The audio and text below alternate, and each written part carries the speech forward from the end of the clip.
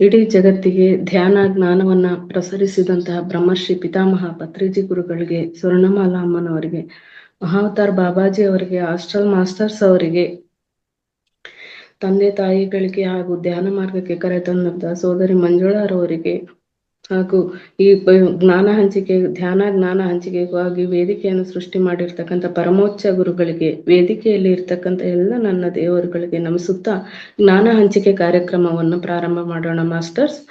ಜ್ಞಾನ ಹಂಚಿಕೆಗಾಗಿ ಆಯ್ಕೆ ಮಾಡಿಕೊಂಡಿರ್ತಕ್ಕಂಥ ವಿಷಯ ಪ್ರಾಣಶಕ್ತಿ. ಅದರ ವಿಭಾಗದಲ್ಲಿ ನಿನ್ನೆ ದಿವಸ ವಿಸ್ಫೋಟಗಳು ಅನ್ನೋ ವಿಷಯವಾಗಿ ತಿಳ್ಕೊಂಡ್ವಿ ಮಾಸ್ಟರ್ಸ್. ಮೇಡಮ್ ಕೇಳಿಸ್ತಿದೆ ಅಲ್ವಾ? Yes madam. ವಿಸ್ಫೋಟಗಳು ಅನ್ನೋ ವಿಷಯದ ಬಗ್ಗೆ ನಾವು ಮಾಹಿತಿಯನ್ನು ಸಂಗ್ರಹಣೆ ಮಾಡ್ಕೊಂಡ್ವಿ ಮಾಸ್ಟರ್ಸ್. ವಿಸ್ಫೋಟಗಳಲ್ಲಿ ಪ್ರತಿ ಮಾನವನಲ್ಲೂ ನಡೀತಾ ಇರ್ತದೆ. ಹಾಗೇನೆ ಇಡೀ ಭೂಮಂಡಲದಲ್ಲೂ ಕೂಡ ವಿಸ್ಫೋಟಗಳು ನಡೀತಾ ಇರ್ತದೆ. ಅದು ನಮ್ಮ ಏಳಿಗೆಗಾಗಿ, ನಮ್ಮನ್ನ ಆಧ್ಯಾತ್ಮಿಕವಾಗಿ ಎಚ್ಚರಿಸ್ಲಿಕ್ಕಾಗಿ, ಅದರ ಪುರೋಗತಿಯಲ್ಲಿ ನಮ್ಮನ್ನ ಅಧಿರೋಹಿಸ್ಲಿಕ್ಕಾಗಿ ಅನ್ನೋ ವಿಷಯವನ್ನ ತಿಳಿದ್ವಿ ಮಾಸ್ಟರ್ಸ್. ಇವತ್ತು ಅದೇ ಪ್ರಾಣಶಕ್ತಿ ಅಂತಕ್ಕಂಥದ್ದು ನಮ್ಮನ್ನ ದ್ವಾರಪಾಲಕರ ರೀತಿಯಲ್ಲಿ ಯಾವ ರೀತಿ ನಮ್ಮನ್ನ ರಕ್ಷಣೆ ಮಾಡುತ್ತೆ ಅನ್ನೋ ವಿಷಯವಾಗಿ ತಿಳಿತಾ ಹೋಗೋಣ ಮಾಸ್ಟರ್ಸ್. ಪ್ರಾಣಶಕ್ತಿ ಶರೀರದ ಸುತ್ತಲೂ ಒಂದು ರಕ್ಷಣೆಯ ಬಲೆಯನ್ನು ವಿಶೇಷವಾಗಿ ನಿರ್ಮಿಸುತ್ತದೆ. ನಾವು ಈಗಾಗಲೇ ಇದರ ವಿಚಾರವಾಗಿ ಸಾಕಷ್ಟು ಬಾರಿ ತಿಳಿದಿದೀವಿ ಮಾಸ್ಟರ್ಸ್. ಆರ ಅಂತ ಹೇಳ್ಬಿಟ್ಟು ಪ್ರಾಣಶಕ್ತಿ ಅಂತಕ್ಕಂಥದ್ದು, ಅದಕ್ಕೋಸ್ಕರ ಇದನ್ನ ಪ್ರಾಣಶಕ್ತಿಯನ್ನ ರಕ್ಷಣಾ ಕವಚ, ದೈವ ದೂಷ ಎನ್ನುತ್ತಾರೆ, ರಕ್ಷಣಾ ಕವಚ ಅಂತ ಕರಿತೀವಿ. ಇದು ನಮ್ಮ ದೇಹವನ್ನ ರಕ್ಷಣೆ ಮಾಡ್ಲಿಕ್ಕೆ ಇರ್ತಕ್ಕಂತಹ ದ್ವಾರಪಾಲಕರಿಗೆ ರಕ್ಷಣೆ ಮಾಡಲಿ ಇರ್ತಕ್ಕಂಥ ರಕ್ಷಣಾ ಕವಚ ಆಗಿ ಕೆಲಸ ನಿರ್ವಹಿಸುತ್ತದೆ ಅಂತ ಹೇಳ್ತಿದ್ದಾರೆ ಮಾಸ್ಟರ್ಸ್. ಈ ರಕ್ಷಣಾ ಕವಚ ಅಂತಕ್ಕಂಥದ್ದು ದೈವ ದೂಷಣೆ, ಕ್ರೋಧ, ಬೈಯುವುದು, ನಂಬಿಕೆ ದ್ರೋಹ ಎಂಬ ಮಾನವರಿಂದ ಹೊರಬರುವ 4 ವಿಷಯಗಳು. ಇದರಿಂದ ರಕ್ಷಣಾ ಕವಚ ಅಂತಕ್ಕಂಥದ್ದು ಹಾಳಾಗ್ತಾ ಇರ್ತದೆ. ನಮ್ಮ ಆರ ಅಥವಾ ರಕ್ಷಣಾ ಕವಚ ಶುಭ್ರವಾಗಿರ್ಬೇಕು ಅಂದ್ರೆ ನಾವು ಏನ್ ಮಾಡಬಾರ್ದು ಅನ್ನೋದ್ರ ಬಗ್ಗೆ ಹೇಳ್ತಾ ಹೋಗ್ತಾ ಇದಾರೆ ಮಾಸ್ಟರ್ಸ್. ದೈವ ದೂಷಣೆ ಮಾಡಬಾರ್ದು, ಕ್ರೋಧವನ್ನ ವ್ಯಕ್ತಪಡಿಸಬಾರ್ದು, ಬೇರೆಯವರನ್ನ ಬೈಬಾರ್ದು, ಹಾಗೂ ನಂಬಿಕೆ ದ್ರೋಹ ಮಾಡಬಾರ್ದು ಅನ್ನೋ ಇವುಗಳಿಂದ ನಮ್ಮ ರಕ್ಷಣಾ ಕವಚ ಹಾಳಾಗ್ತದೆ. ಈ 4 ವಿಷಗಳು ಇದ್ದ ಹಾಗೆ. ಈ ವಿಷಗಳನ್ನ 4 ವಿದ್ವಾಂಸ ಅಗ್ನಿಗಳು ಅಂತಲೂ ಕೂಡ ಕರೀತಾರೆ. ಇವು ನಮ್ಮನ್ನ ನಾವೇ ಹಾಳು ಮಾಡ್ಕೊಡ್ಲಿಕ್ಕೆ ಇರ್ತಕ್ಕಂಥ ವಿದ್ವಾಂಸ ಅಗ್ನಿಗಳು ಅಂತ ಕೂಡ ಕರೀತಾರೆ. ಯಾರೇ ಆದ್ರೂ ಕೂಡ ಈ 4 ಅಗ್ನಿಗಳ ಸಹವಾಸಕ್ಕೆ ಹೋದಾಗ ತನ್ನ ವ್ಯಕ್ತಿತ್ವದಲ್ಲಿ, ಆರೋಗ್ಯದಲ್ಲಿ ಗಣನೀಯವಾದ ಬದಲಾವಣೆಗಳು ಸಂಭವಿಸಿರುವುದನ್ನು ತಪ್ಪದೆ ಗ್ರಹಿಸುತ್ತಾರೆ. ಈ 4 ವಿಷಯಗಳ ತಂಟೆಗೆ ಹೋದಾಗ ಏನಾಗ್ತದೆ, ವ್ಯಕ್ತಿತ್ವದಲ್ಲೂ ಕೂಡ ಹಾಳಾಗ್ತದೆ, ಆರೋಗ್ಯನೂ ಹಾಳಾಗ್ತದೆ, ಹಾಗೂ ಗಣನೀಯವಾದ ಬದಲಾವಣೆಗಳು ಸಂಭವಿಸುವುದನ್ನ ತಪ್ಪದೆ ಗ್ರಹಿಸಬೇಕಾಗ್ತದೆ. ಒಂದು ಬಾರಿ ಈ ರಕ್ಷಣಾ ಕವಚದಲ್ಲಿ ಬಿರುಕುಗಳು ಉಂಟಾದರೆ, ನಾವು ತಿಳಿದನ ನಾವು ನಮ್ಮಲ್ಲಿ ಈ ರೀತಿಯ ಭಾವನೆಗಳನ್ನು ಈ 4 ವಿಷಯಗಳಲ್ಲಿ ವ್ಯಕ್ತಪಡಿಸಿದಾಗ ಅದರಲ್ಲಿ ನಮ್ಮ ರಕ್ಷಣಾ ಕವಚದಲ್ಲಿ ಬಿರುಕು ಉಂಟಾಗ್ತದೆ. ಈಗಾಗಲೇ ಆರ ಚೆಕ್ ಮಾಡಿಸ್ಕೊಂಡಿರೋರಿಗೆ ಇದರ ಅನುಭವ ಎಲ್ಲ ಗೊತ್ತಾಗಿರ್ತದೆ. ಅಲ್ಲಲ್ಲಿ ಡ್ಯಾಮೇಜ್ ಆಗಿದೆ ಅಥವಾ ವ್ಯತ್ಯಾಸ ಆಗಿದೆ, ಯಾಕೆ ಅನ್ನೋದ್ರ ಬಗ್ಗೆನೂ ಕೂಡ ತಿಳಿದಿರ್ತೀವಿ ಮಾಸ್ಟರ್ಸ್. ಈ ರೀತಿ ಬಿರುಕುಗಳು ಉಂಟಾದ್ರೆ ಏನಾಗ್ತದೆ ಅಂದ್ರೆ, ವಿಶ್ವಕ್ಷೇತ್ರದಲ್ಲಿರುವ ವಿಷಗಳು, ದುಷ್ಟಶಕ್ತಿಗಳು ಸಂಪೂರ್ಣವಾಗಿ ಆ ಮನುಷ್ಯನೊಳಗೆ ದಾಳಿ ಮಾಡುತ್ತದೆ. ವಿಶ್ವಕ್ಷೇತ್ರದಲ್ಲಿ ಇರ್ತಕ್ಕಂಥ ವಿಷಗಳು ಈಗಾಗಲೇ ತಿಳಿದ್ವಿ ಅಲ್ವಾ ಮಾಸ್ಟರ್ಸ್, ಈ 4 ವಿಷಗಳು ಅಂತ ಹೇಳ್ಬಿಟ್ಟು. ಆ ವಿಷಗಳು ಮತ್ತೆ ದುಷ್ಟಶಕ್ತಿಗಳು ಸುಲಭವಾಗಿ ನಮ್ಮ ಬಳಿ ಬರ್ತದೆ. ಆಗ ಮನುಷ್ಯರು ಪ್ರವಾಹದಲ್ಲಿ ಕೊಚ್ಚಿಕೊಂಡು ಹೋಗುತ್ತಿರುವ ವಸ್ತುಗಳಂತೆ ಕಾಣಿಸುತ್ತಾರೆ. ಆಗ ನಾವು ಯಾವ ರೀತಿ ಹಾಳಾಗ್ತೀವಿ ಅಂತ ಅಂದ್ರೆ, ನಮ್ಮಲ್ಲಿರ್ತಕ್ಕಂಥ ಪ್ರಾಣಶಕ್ತಿ ಕುಂದಿ ಹೋಗ್ಬಿಟ್ಟು ಈ ಖಾಲಿ ಬಾಟ್ಲಿ ನೀರಿನಲ್ಲಿ ಅಥವಾ ವಸ್ತುಗಳು ಹೇಗೆ ನೀರಿನಲ್ಲಿ ತೇಲ್ತಾ ಹೋಗ್ತದೋ ಅಷ್ಟು ಹಗುರವಾದ ಸ್ಥಿತಿಗೆ ಬರುತ್ತೇವೆ. ಅವರು ತಮ್ಮ ನಡವಳಿಕೆಯನ್ನು ಸಹ ಬದಲಿಸಿಕೊಳ್ಳಲಾಗದ ಸ್ಥಿತಿಯಲ್ಲಿರುತ್ತಾರೆ. ಇದರಿಂದ ಈ ರೀತಿ ಆದಾಗ ನಮ್ಮ ನಡವಳಿಕೆಯಲ್ಲೂ ಕೂಡ ಬದಲಾವಣೆ ಮಾಡ್ಕೊಳ್ಳಾರ್ದಂತ ಸ್ಥಿತಿಯನ್ನ ತಲುಪಿಬಿಡ್ತೀವಿ ಅಂತ ಎಚ್ಚರಿಕೆ ನೀಡ್ತಾ ಇದ್ದಾರೆ ಮಾಸ್ಟರ್ಸ್. ದೈವ ದೂಷಣೆಯ ಮಾತುಗಳು ಹೃದಯವನ್ನು ಜ್ವಾಲೆಯ ಕತ್ತಿಗಳಂತೆ ದಹಿಸಿ ಬಿಡುತ್ತದೆ. ನಾವು ದೇವರನ್ನ ಬೈತಕ್ಕಂಥದ್ದು ಯಾವುದೇ ಎಂಥ ಸಂದರ್ಭದಲ್ಲಾದ್ರೂ ಕೂಡ ದೈವ ದೂಷಣೆಯನ್ನು ಮಾಡಬಾರ್ದು ಅನ್ನೋದಕ್ಕೆ ಎಚ್ಚರಿಕೆ ಮಾತು ಮಾಸ್ಟರ್ಸ್. ಅದು ಹೃದಯವನ್ನ ಜ್ವಾಲೆಯ ಕತ್ತಿಗಳಂತೆ, ಬರೀ ಕತ್ತಿ ಅಲ್ಲ, ದಗದಗಿಸುವ ಜ್ವಾಲೆಯನ್ನು ಉಳ್ಳಂತ ಕತ್ತಿಯಂತೆ ದಹಿಸಿ ಬಿಡುತ್ತದೆ ಅಂತ ತಿಳಿಸ್ತಾರೆ ಮಾಸ್ಟರ್ಸ್. ಮಹಾಶಕ್ತಿ ಲೋಪವು ಧರ್ಮೋನ್ಮಾದವನ್ನು ಸೃಷ್ಟಿಸುತ್ತದೆ. ಈ ಪ್ರಾಣಶಕ್ತಿಯ ಲೋಪ ಏನಾದ್ರೂ ಉಂಟಾದರೆ ಅದು ಧರ್ಮ ಉನ್ಮಾದವನ್ನು ಸೃಷ್ಟಿ ಮಾಡ್ತದೆ. ಆ ಧರ್ಮೋನ್ಮಾದದಲ್ಲಿ ಎಷ್ಟು ವಿಧದ ಹಂತಗಳು ಇವೆ ಅಂದರೆ, ಈ ಎಲ್ಲ ಹಂತಗಳು ಕೂಡ ವಿಧ್ವಂಸಕಾರಿಗಳೇ. ಈ ಧರ್ಮೋನ್ಮಾದದಲ್ಲೂ ಕೂಡ ಹಂತಗಳಿವೆ, ಅವು ಕೂಡ ವಿಧ್ವಂಸಕಾರಿ ಕೃತ್ಯಗಳನ್ನ ಮಾಡ್ಲಿಕ್ಕೆ ನಮ್ಮನ್ನ ಪ್ರಚೋದನೆ ನೀಡ್ತವೆ ಅಂತ ಹೇಳ್ತಿದ್ದಾರೆ ಮಾಸ್ಟರ್ಸ್. ಈ ಗಳಿಗೆ ಮಾತ್ರವಲ್ಲದೆ ಅವರಿಗೆ ಸಂಬಂಧಿಸಿದವರೆಲ್ಲರಿಗೂ ಸಹ ವಿಧ್ವಂಸಕಾರಿ ಆಗುತ್ತಾರೆ. ಬರೀ ಅವ್ರಿಗೆ ಅವರಷ್ಟು ನಾಶ ಮಾಡ್ಕೊಳ್ಳೋದಲ್ಲ, ಇತರರಿಗೂ ಕೂಡ ತೊಂದರೆಯನ್ನ ನೀಡ್ತಾರೆ ಅಂತ ಹೇಳ್ತಾರೆ ಮಾಸ್ಟರ್ಸ್. ಈ ಧರ್ಮೋನ್ಮಾದದಲ್ಲಿ ಒಂದು ವರ್ತನೆಯಿಂದಲೇ ತಾನು ಸದಾಚಾರನು ಎಂದು ಭಾವಿಸುವುದು. ಧರ್ಮದ ಬಗ್ಗೆ ಉನ್ಮಾದತೆಯನ್ನು ಹೊಂದಿರ್ತಕ್ಕಂಥ ವ್ಯಕ್ತಿ ಏನ್ ಮಾಡ್ತಾನೆ ಅಂತಂದ್ರೆ, ನಾನು ಬಹಳ ಒಳ್ಳೆ ವ್ಯಕ್ತಿ, ನಾನು ಧರ್ಮವನ್ನ ರಕ್ಷಣೆ ಮಾಡ್ತಿದ್ದೀನಿ, ನಾನು ಸದಾಚಾರಿ ಅಂತಕ್ಕಂಥದನ್ನ ಭಾವಿಸ್ಕೊಂಡಿರ್ತಾನಷ್ಟೇ, ಭ್ರಮೆಯಲ್ಲಿರ್ತಾನೆ. ಆ ವ್ಯಕ್ತಿಯು ತನ್ನನ್ನೇ ಒಬ್ಬ ಭಗವಂತನಂತೆ ಊಹಿಸ್ಕೊಳ್ತಾನೆ. ನಾನು ಧರ್ಮವನ್ನ ರಕ್ಷಣೆ ಮಾಡ್ತಿದ್ದೀನಿ, ನಾನೇ ಒಬ್ಬ ದೊಡ್ಡ ಭಗವಂತ, ಧರ್ಮ ರಕ್ಷಕ ಅಂತ ಹೇಳಿ ಊಹಿಸ್ಕೊಳ್ತಾನಷ್ಟೇ.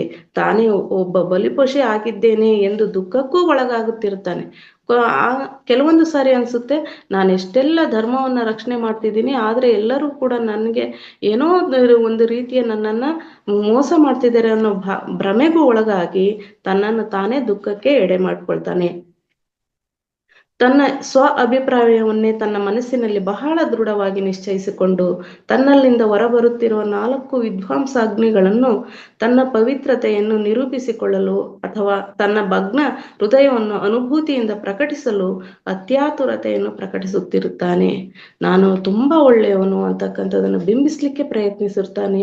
ಧರ್ಮ ಉನ್ಮಾದಿ ಅಂತ ಹೇಳ್ತಿದ್ದಾರೆ ಮಾಸ್ಟರ್ಸ್. ಈ ವ್ಯಕ್ತಿಯು ತನ್ನ ಹೃದಯವನ್ನು ಮೂಲ ಕೇಂದ್ರದಿಂದ ಲಭಿಸುವ ಎಲ್ಲ ಸಂಪನ್ಮೂಲಗಳನ್ನು ವ್ಯರ್ಥ ಮಾಡಿಕೊಂಡು ವಿಧ್ವಂಸಕ ಕ್ರಿಯೆಗಳಲ್ಲಿ ಪಾಲ್ಗೊಳ್ಳುತ್ತಿರುತ್ತಾನೆ. ನಾವ್ ಈಗಾಗ್ಲೇ ನೋಡ್ತಾ ಇದ್ದೀವಲ್ಲ ಮಾಸ್ಟರ್ಸ್, ಭಾರತ ಮತ್ತು ಪಾಕಿಸ್ತಾನಗಳ ನಡೀತಕ್ಕಂಥ ಯುದ್ಧದ ಬಗ್ಗೆ. ಇದು ಧರ್ಮ ಉನ್ಮಾದ ಹೆಚ್ಚಾಗಿ ನಡೀತಕ್ಕಂಥ ಕ್ರಿಯೆ ಮಾಸ್ಟರ್ಸ್. ಈ ರೀತಿಯಾಗಿ ಎಲ್ಲ ಸಂಪನ್ಮೂಲಗಳನ್ನು ವ್ಯರ್ಥ ಮಾಡಿಕೊಂಡು ವಿಧ್ವಂಸಕ ಕ್ರಿಯೆಗಳಲ್ಲಿ ಪಾಲ್ಗೊಳ್ಳುತ್ತಾರೆ. ರಾಜಕೀಯ, ಸಾಮಾಜಿಕ, ಧಾರ್ಮಿಕ ಅಥವಾ ಬೇರೆ ಉನ್ಮಾದದಲ್ಲಿ ಯಾರೇ ಇದ್ದರೂ ಕೂಡ ಆ ವ್ಯಕ್ತಿಯು ತನ್ನ ಸಂಪೂರ್ಣ ಪ್ರಾಣಶಕ್ತಿಯು ನಾಶವಾಗಿದೆ ಎಂದು, ದ್ರೋಹ ಪ್ರವೃತ್ತಿಗೆ ಯಾವ ಕ್ಷಣದಲ್ಲಾದರೂ ತಾನು ಪ್ರವೇಶಿಸುವ ಅಪಾಯವು ತನ್ನನ್ನು ಸುತ್ತುವರೆದಿದೆ ಎಂದು ತಪ್ಪದೆ ಗ್ರಹಿಸಬೇಕು. ಈ ಉನ್ಮಾದಗಳಲ್ಲಿ ರಾಜಕೀಯ ಉನ್ಮಾದ ನೋಡಿದಿವಲ್ವಾ ಮಾಸ್ಟರ್ಸ್, ರಾಜಕಾರಣಿಗಳ ಉನ್ಮಾದ ಕ್ರಿಯೆ ಹೇಗಿರ್ತದೆ ಅಂತೇಳಿ. ಸಾಮಾಜಿಕ ಉನ್ಮಾದ, ಸಾಮಾಜಿಕವಾಗಿ ಇರ್ತಕ್ಕಂಥ ಉನ್ಮಾದ, ಅದೇ ರೀತಿ ಧರ್ಮ ಉನ್ಮಾದ. ಈ ಯಾವುದೇ ಉನ್ಮಾದದಲ್ಲಿ ಇದ್ರೂ ಕೂಡ ಇವರು ದ್ರೋಹ ಪ್ರವೃತ್ತಿಗೆ ಯಾವ ಕ್ಷಣದಲ್ಲಾದ್ರೂ ಕೂಡ ಪ್ರವೇಶ ಮಾಡ್ತಿ ಅಪಾಯವನ್ನ ಅನುಭವಿಸ್ತಾರೆ. ಆದರೆ ಸುತ್ತುವರೆದಿದೆ ಎಂದು ಅವರು ಗ್ರಹಿಸದೆ ಹೋದ್ರೆ ಏನಾಗ್ತದೆ ಅನ್ನೋದ್ರ ಬಗ್ಗೆ ಮುಂದೆ ನೋಡ್ತಾ ಹೋಗೋಣ. ಪ್ರಾಣಶಕ್ತಿ ಯಾವಾಗಲೂ ಮಾನವನ ಚೈತನ್ಯವನ್ನು ಸಮತೋಲನದಲ್ಲಿ ಇರುವಂತೆ ಮಾಡುತ್ತದೆ. ಆದ್ರೆ ಆ ವ್ಯಕ್ತಿ ನಾನು ಅಪಾಯ ಸ್ಥಿತಿಗೆ ಸಿಲುಕ್ತಿದ್ದೀನಿ ಅನ್ನೋದನ್ನ ಗ್ರಹಿಸದೆ ಹೋದ್ರೆ ಇನ್ನೂ ಕೂಡ ಕೀಳ್ಮಟ್ಟಕ್ಕೆ ಹೋಗ್ತಾನೆ. ಆದ್ರೆ ವ್ಯಕ್ತಿ ಎಚ್ಚರಗೊಳ್ಬೇಕು. ಇಲ್ಲವಾದ್ರೆ ಪ್ರಾಣಶಕ್ತಿಯ ಕರ್ತವ್ಯ ಮಾತ್ರ ಯಾವಾಗ್ಲೂ ವ್ಯಕ್ತಿ ಮಾನವನನ್ನ ಸದಾ ಎತ್ತಿಡಿತಕ್ಕಂಥ ಕಾರ್ಯವನ್ನೇ ನಿರ್ವಹಿಸ್ತಾ ಇರ್ತದೆ. ಶ್ರಮ ತತ್ವ ಒಂದು ಇತ್ತು, ಮತ್ತೆ ಧೈರ್ಯ ಇತ್ತು ಅಂತ ಅಂದ್ರೆ ಸದಾ ವ್ಯಕ್ತಿಯನ್ನ ಎತ್ತಿಡಲಿಕ್ಕೆ ಸಹಕರಿಸ್ತಾ ಇರ್ತದೆ. ಆದ್ರೆ ವ್ಯಕ್ತಿ ಎಚ್ಚರಗೊಳ್ಬೇಕು. ಚೈತನ್ಯವನ್ನು ಸಮತೋಲನದಲ್ಲಿ ಇರುವಂತೆ ಮಾಡ್ತಕ್ಕಂಥ ಪ್ರಾಣಶಕ್ತಿಯಿಂದ ಮನುಷ್ಯನು ತನ್ನ ಪರಿಸ್ಥಿತಿಯಲ್ಲಿನ ಎಲ್ಲ ವಿಷಯಗಳನ್ನು ಎಲ್ಲ ಕೋನಗಳಿಂದ ವೀಕ್ಷಿಸಲು ಸಾಧ್ಯವಾಗುತ್ತಿರುತ್ತದೆ. ಪ್ರಾಣಶಕ್ತಿ ಹೆಚ್ಚಿದ್ದಿದೆ ಆದ್ರೆ ಯಾವ ವ್ಯಕ್ತಿಗೆ ಅಂತಹ ಪರಿಸ್ಥಿತಿ ಬಂದ್ರೂ ಕೂಡ ಆ ವ್ಯಕ್ತಿ ಎಲ್ಲ ವಿಷಯಗಳನ್ನು ಎಲ್ಲ ಕೋನಗಳಿಂದ ವೀಕ್ಷಿಸಲು ಸಾಧ್ಯವಾಗ್ತದೆ. ನಾವ್ ಹೇಳ್ತಿರ್ತೀವಲ್ಲ ಮಾಸ್ಟರ್ಸ್, ಡೈಮೆನ್ಷನ್ ಅಂತ. ನಾವು ನೋಡ್ತಕ್ಕಂಥ ದೃಷ್ಟಿಕೋನದ ಮೇಲೆ ಆ ಪರಿಸ್ಥಿತಿ ನಮ್ಮಲ್ಲಿ ಪರಿಣಾಮ ಬೀರುತ್ತೆ ಅಂತ ಹೇಳ್ಬಿಟ್ಟು ನಾವು ಎಲ್ಲ ದೃಷ್ಟಿಕೋನಗಳಿಂದ ಗಮನಿಸಿದಾಗ ಇದೇನ್ ಮಹಾ ಪರಿಸ್ಥಿತಿ ಅಲ್ಲ ಅಂತ ಹೇಳ್ಬಿಟ್ಟು ಧೈರ್ಯವಾಗಿ ಸಂತೋಷದಿಂದ ಧೃತಿಗೆಡದೆ ನಾವು ಆ ಪರಿಸ್ಥಿತಿಯನ್ನ ನಿಭಾಯಿಸ್ತೀವಿ. ಅದು ಒಂದು ಅನುಭವ ಅಂತ ಭಾವಿಸ್ತೀವಿ ಮಾಸ್ಟರ್ಸ್. ತನ್ನ ಸತ್ಯ ಸ್ಥಿತಿಯನ್ನು ತಾನೇ ಗಮನಿಸಿಕೊಳ್ಳುತ್ತಿರುತ್ತಾನೆ. ಇದರ ಸತ್ಯಾಸತ್ಯತೆ ಏನು, ಈ ಬಂದಿರ್ತಕ್ಕಂಥ ಪರಿಸ್ಥಿತಿ ನನಗೆ ಯಾವ ಅನುಭವನ ನೀಡಲಿಕ್ಕೆ ಬಂದಿದೆ ಅಂತಕ್ಕಂಥ ಸತ್ಯ ಸ್ಥಿತಿಯನ್ನು ತಾನೇ ಅರಿತುಕೊಳ್ತಾನೆ. ಅಷ್ಟೇ ಅಲ್ಲದೆ ತನ್ನ ಹಿಂದಿನದನ್ನು, ವರ್ತಮಾನ ಜೀವನ ವಿಧಾನವನ್ನು ಗಮನಿಸಿಕೊಳ್ಳುತ್ತಾ ಒಂದು ಸಮತೋಲನತೆಯ ವೈಖರಿಯಿಂದ ಮೊದಲು ತನ್ನ ಮನೆಯನ್ನು ವ್ಯವಸ್ಥಿತವಾಗಿ ತಿದ್ದಿಕೊಂಡು ರೂಪಿಸಿಕೊಳ್ಳಲು ಪ್ರಯತ್ನಿಸ್ತಾನೆಯೇ ಹೊರತು ತನ್ನ ಉನ್ಮಾದವನ್ನೆಲ್ಲ ಮತ್ತೊಬ್ಬರ ಮೇಲೆ ಚಿಮ್ಮುವುದಿಲ್ಲ. ಯಾವುದೇ ವ್ಯಕ್ತಿಯಾಗ್ಲಿ ಆ ಪರಿಸ್ಥಿತಿಯ ಸತ್ಯಸ್ಥಿತಿಯನ್ನ ತಿಳಿದು ಇದರಿಂದ ನಾನು ಯಾವ ಪಾಠ ಕಲಿಬೇಕು ಅನ್ನೋದನ್ನು ಅರ್ಥಕೊಳ್ತಾನೆ. ಅಷ್ಟೇ ಅಲ್ಲದೆ ನನ್ನ ಹಿಂದಿನ ಜನ್ಮದ್ದು ಯಾವುದೋ ಗತ ಜನ್ಮದ ಕರ್ಮದ ಫಲದಿಂದ ಈ ಸಂದರ್ಭ, ಈ ಪರಿಸ್ಥಿತಿ ಸೃಷ್ಟಿಯಾಗಿದೆ ಅನ್ನೋದನ್ನು ಕೂಡ ತನ್ನ ಅವಗಾಹನೆ ತಂದುಕೊಂಡು ವರ್ತಮಾನ ಜೀವನ ವಿಧಾನವನ್ನ ಸರಿಪಡಿಸ್ಕೊಳ್ತಾ ಹೋಗ್ತಾನೆ. ಒಂದು ಸಮತೋಲನತೆಯ ವೈಖರಿಯಿಂದ ಆ ಪರಿಸ್ಥಿತಿಯನ್ನ ನಿಭಾಯಿಸ್ತಾನೆ. ಜೊತೆಗೆ ಮೊದಲು ತನ್ನ ಮನೆಯನ್ನು ವ್ಯವಸ್ಥಿತವಾಗಿ ತಿದ್ದಿಕೊಳ್ಳಿಕ್ಕೆ ಪ್ರಯತ್ನ ಮಾಡ್ತಾನೆ. ಫಸ್ಟ್ ತಾನು ತಿದ್ದಿಕೊಂಡು ಅದಾದ ನಂತರ ತನ್ನ ಮನೆಯನ್ನು ತಿದ್ದಿಕೊಂಡು ರೂಪಿಸಿಕೊಳ್ಳಲು ಪ್ರಯತ್ನಿಸ್ತಾನೇ ಹೊರತು ಹೊರಗಡೆ ಸಮಾಜದಲ್ಲಿ ಆ ಉನ್ಮಾದವನ್ನ ಬೇರೊಬ್ಬರ ಮೇಲೆ ತೋರಿಸ್ಕೊಳ್ಳಕ್ಕೆ ಪ್ರಯತ್ನ ಪಡಲ್ಲ. ಸಮತೋಲನತೆಯಲ್ಲಿ ಪ್ರಾಣಶಕ್ತಿ ಯಥೇಚ್ಛವಾಗಿದ್ದಾಗ ಆ ಪರಿಸ್ಥಿತಿಯನ್ನು ಅತ್ಯುತ್ತಮವಾಗಿ ನಿಭಾಯಿಸ್ತಕ್ಕಂಥ ಶಕ್ತಿ ನಮ್ಮಲ್ಲಿ ಬರ್ತದೆ ಅನ್ನೋದು ವಿಚಾರವಾಗಿ ಈ ವಿಷಯವನ್ನು ತಿಳಿಸಿದ್ದಾರೆ ಮಾಸ್ಟರ್ಸ್. ಒಬ್ಬ ಉನ್ಮಾದಿಯು ಅಜ್ಞಾನ ಅಗ್ನಿಗಳ ಅಧೀನದಲ್ಲಿರುತ್ತಾನೆ. ಅದೇ ಉನ್ಮಾದ ಹೆಚ್ಚಾಗಿರ್ತಕ್ಕಂಥ ವ್ಯಕ್ತಿ, ಪ್ರಾಣಶಕ್ತಿ ಕಡಿಮೆ ಇರ್ತಕ್ಕಂಥ ವ್ಯಕ್ತಿ ಏನು ಮಾಡ್ತಾನೆ ಅಂದ್ರೆ ಅಜ್ಞಾನದ ಅಗ್ನಿಗಳ ಅಧೀನದಲ್ಲಿರ್ತಾನೆ. ಅಜ್ಞಾನ ಅಂತಕ್ಕಂಥದ್ದು ಅಗ್ನಿ ರೂಪದಲ್ಲಿ ಸುಡ್ತಾ ಇರ್ಬೇಕಾಗ ಅದರ ಅಧೀನದಲ್ಲೇ ಇರ್ತಾನೆ. ಆ ದುಷ್ಟ ಅಗ್ನಿಗಳು ಆ ಮನುಷ್ಯನಲ್ಲಿರುವ ಎಲ್ಲ ಜೀವ ಇಂಧನಗಳನ್ನು ಭಕ್ಷಿಸಿ ಯಾರಿಗೂ ಬೇಡದವನಂತೆ ರೂಪಿಸಿ ಬಿಡುತ್ತದೆ. ಆ ಉನ್ಮಾದದಲ್ಲಿ ಇರ್ತಕ್ಕಂಥ ವ್ಯಕ್ತಿಯನಿಗೆ ಈ ಅಜ್ಞಾನ ಅಂತಕ್ಕಂಥ ಅಗ್ನಿ ಅವನನ್ನ ಯಾವ ಸ್ಥಿತಿಗೆ ತಳ್ತದೆ ಅಂತ ಹೇಳಿದ್ರೆ, ಎಲ್ಲ ಜೀವ ಇಂಧನಗಳನ್ನು ಕೂಡ ಭಕ್ಷಿಸಿ ಆತನಲ್ಲಿ ಪ್ರಾಣಶಕ್ತಿ ಇಲ್ದ ರೀತಿಯಾಗಿ ಸೃಷ್ಟಿ ಮಾಡಿ ಯಾರಿಗೂ ಬೇಡದವನಾಗಿ ಜೀವನವನ್ನು ರೂಪಿಸ್ಕೊಳ್ಬೇಕಾಗ್ತದೆ, ಜೀವನವನ್ನು ಸಾಗಿಸ್ಬೇಕಾಗ್ತದೆ ಅಂತ ಹೇಳ್ತಿದ್ದಾರೆ ಮಾಸ್ಟರ್ಸ್. ಉನ್ಮಾದಿಗಳು ಮುಖ್ಯವಾಗಿ ಪರಸ್ಪರ ಪ್ರೀತಿ, ಭಕ್ತಿ, ಅರ್ಪಣೆಯ ಭಾವ, ಪ್ರಾರ್ಥನೆ, ಧ್ಯಾನ, ತಪಸ್ಸು, ನಿಸ್ವಾರ್ಥ ತ್ಯಾಗಭರಿತವಾದ ಸೇವೆಗಳಿಂದ ಪ್ರಾಣಶಕ್ತಿಯು ಭರಿತವಾಗಿರುವ ಆಶ್ರಮಗಳ ಮೇಲೆ, ಸಂಸ್ಥೆಗಳ ಮೇಲೆ ದಾಳಿ ಮಾಡುತ್ತಿರುತ್ತಾನೆ. ಈ ಉನ್ಮಾದಗೊಂಡಂತ ವ್ಯಕ್ತಿ ತಾನು ಸ್ವತಃ ಹಾಳಾಗಿದ್ದು ಅಲ್ಲದೆ ಈ ರೀತಿಯ ಲೋಕೋದ್ಧಾರವಾದಂತ ಅಂಶಗಳು ಏನಿದಾವೆ, ಲಕ್ಷಣಗಳಲ್ಲಿ ಏನಿದಾವೆ ಅವುಗಳ ಮೇಲೆ ದಾಳಿ ಮಾಡ್ಲಿಕ್ಕೆ ಪ್ರಾರಂಭ ಮಾಡ್ತಾನೆ ಅಂತ ಹೇಳ್ತಿದ್ದಾರೆ ಮಾಸ್ಟರ್ಸ್. ಮುಖ್ಯವಾಗಿ ಅವರು ತಮ್ಮ ಸಹ ಅಭ್ಯಾಸಿಗಳ ಮೇಲೆ, ಗುರುಗಳ ಮೇಲೆ ದಾಳಿ ಮಾಡುತ್ತಿರುತ್ತಾರೆ. ಇಂಥ ಉನ್ಮಾದಿಗಳು ಮುಖ್ಯವಾಗಿ ತಮ್ಮ ಜೊತೆಗಾರರಿಗೆ ಹಾಗೂ ಕೆಲವು ಧರ್ಮ ಸಂಬಂಧಿತ ಗುರುಗಳ ಮೇಲೆ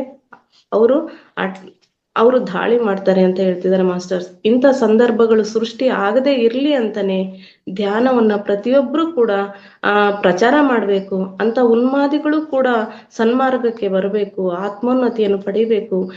ಅವರು ಉದ್ಧಾರ ಆಗೋದ್ರ ಜೊತೆಗೆ ಇಡೀ ಭೂಮಂಡಲವನ್ನೇ ಉನ್ನತ ಸ್ಥಿತಿಗೆ ಏರಿಸ್ಲಿಕ್ಕೆ ನಮ್ಮೆಲ್ಲರ ಪ್ರಯತ್ನ ಇರ್ಲಿ ಅನ್ನೋ ಉದ್ದೇಶಕ್ಕೋಸ್ಕರನೇ ಪತ್ರಿಜಿ ಗುರುಗಳು ಸಾಕಷ್ಟು ಎಷ್ಟೊಂದು ಮುಂದಾಲೋಚನೆಯಿಂದ ಈ ಧ್ಯಾನ ಜ್ಞಾನವನ್ನು ಅದು ಎಲ್ಲರೂ ಕೂಡ ಉಚಿತವಾಗಿ ಹಂಚಿಕೆ ಮಾಡ್ಲಿ ಅಂತ ಹೇಳ್ಬಿಟ್ಟು, ಉಚಿತವಾಗಿ ಆದ್ರೆ ಎಂಥ ವ್ಯಕ್ತಿನೂ ಕೂಡ ಸಂದರ್ಭ ಬಂದಾಗ ಅದನ್ನ ಆ ಮಾರ್ಗದಲ್ಲಿ ಬರ್ಲಿಕ್ಕೆ ಸಾಧ್ಯತೆ ಇದೆ ಅನ್ನೋ ಉದ್ದೇಶದಿಂದ ಮಾಸ್ಟರ್ಸ್ ಅದ್ಭುತವಾದ ಧ್ಯಾನ ಮಾರ್ಗವನ್ನು ಈ ಭೂಮಂಡಲಕ್ಕೆ ಪರಿಚಿದ್ದಾರೆ.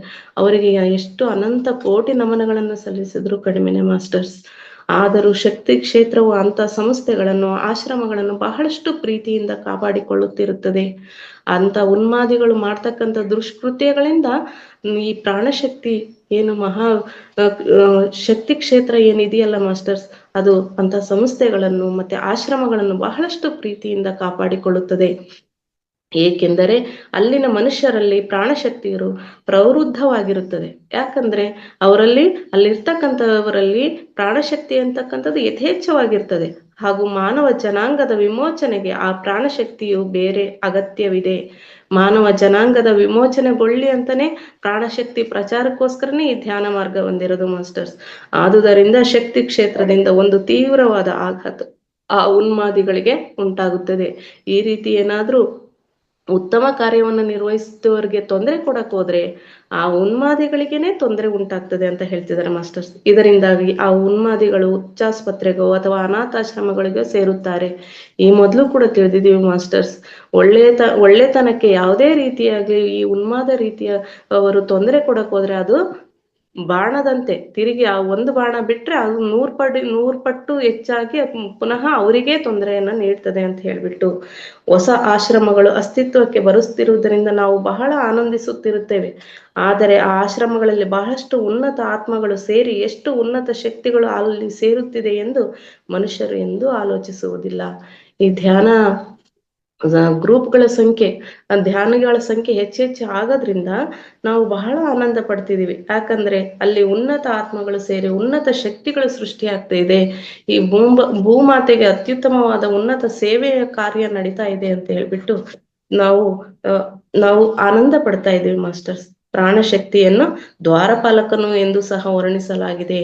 ಈ ಪ್ರಾಣಶಕ್ತಿಯನ್ನು ದ್ವಾರಪಾಲಕ ಅಂತ ವರ್ಣನೆ ಮಾಡ್ತಾರೆ. ದ್ವಾರಗಳು ಮಾರ್ಗ ಪ್ರವೇಶಕ್ಕೆ ಸಂಕೇತಗಳು ಇದ್ದಾಗೆ.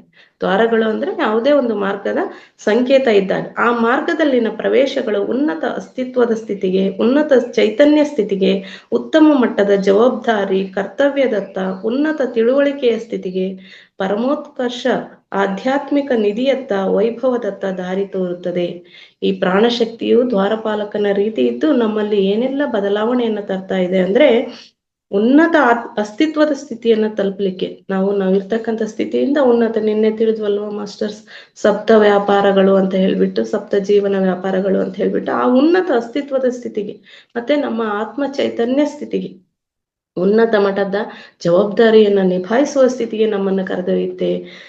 ಉನ್ನತ ತಿಳುವಳಿಕೆಯ ಸ್ಥಿತಿಗೆ, ಮತ್ತೆ ಪರಮೋತ್ಕೃಷ್ಟ ಆಧ್ಯಾತ್ಮಿಕ ನಿಧಿಯತ್ತ.